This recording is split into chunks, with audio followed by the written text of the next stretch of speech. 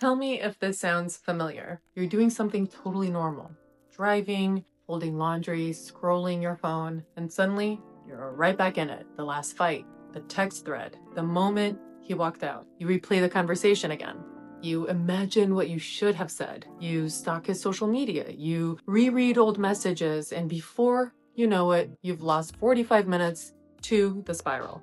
If you can't stop thinking about him and you're tired of feeling hijacked by your own brain, this video is for you. Today, I'm going to explain why spiraling after divorce is not a sign that you're weak, and I will walk you through my 3-step spiral break method you can start using today to interrupt the loop and come back to yourself. Spiraling is not you failing at healing. Spiraling is your brain trying to regain control. After a divorce, your nervous system has just experienced a massive shock. Loss of a partner, change in identity, change in home, sometimes money, sometimes kids' schedules. Your brain hates uncertainty, so it keeps going back over the story, looking for where did it go wrong? What did I miss?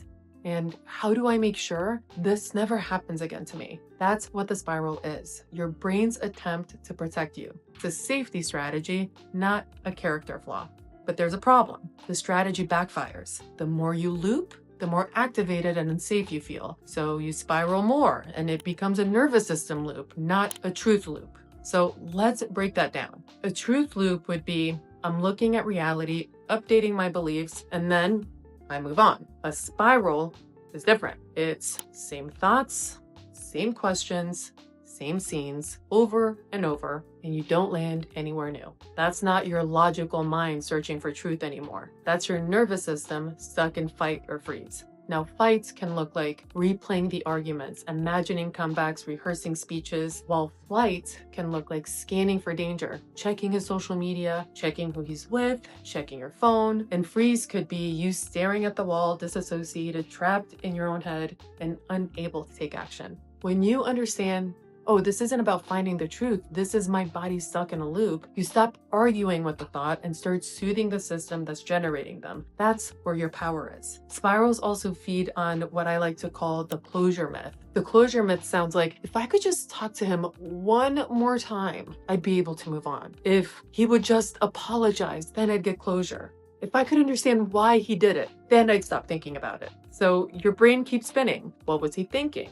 What did he mean by that text? Why didn't he fight for me? But here's the hard truth, that the part of you that's spiraling doesn't actually want information, it wants relief. And most of the time, contact with an ex does not give you that relief. It gives you a tiny hit of connection or hope, and then more questions, more stories, and more hurt. Closure is not something he hands you in a perfectly worded conversation. Closure is a boundary you create between your nervous system and the story. You don't need another conversation to start healing. You need a new way of responding to the conversation happening in your own mind. And this is why mindset work alone isn't enough. You can't just tell yourself, okay, stop thinking about him and expect your body to all of a sudden calm down. To really exit a spiral, you need 2 things working together. A gentle thought interruption.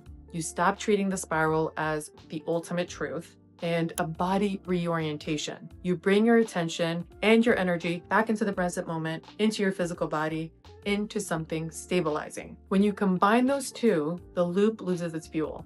The thoughts may still pop up, but they don't drag you under in the same way. That's what my spiral break method is designed to do. And I want to teach you one simple tool you can start using right away. It has 3 simple steps: label, return, and redirect. And you can literally say them out loud to yourself. The next time you notice yourself replaying a conversation, stalking a social media, or rewriting the past, I want you to pause and name it.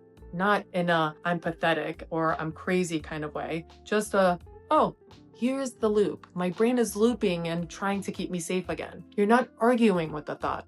You're stepping 1 inch back from them, and that tiny bit of distance is enough to shift you from being inside the spiral to now observing it. Even just naming it starts to break the trance. And next, you gently bring your awareness back from your head and into your body, and you ask yourself, where am I feeling this right now? Maybe it's you feel a tightness in your chest. Maybe it's a knot in your stomach, a lump in your throat. Sometimes my clients feel like buzzing in their arms. Now, you don't have to fix it. You just want to start locating it. And you can place your hand in that spot and say, okay, I feel you, and you're allowed to be here. Now, this step is crucial because spirals keep you in the past. Your body is always in the present moment. So when you return to the sensation, you're coming back to the only place that can actually begin your healing process, which is the present moment right now. And finally, you give your nervous system a short, specific assignment, not like a heal my life type of thing. This is only the next 10 minutes. And I want you to ask yourself, what is one stabilizing action I can take in the next 10 minutes? And this could be texting a friend, right? Hey, I'm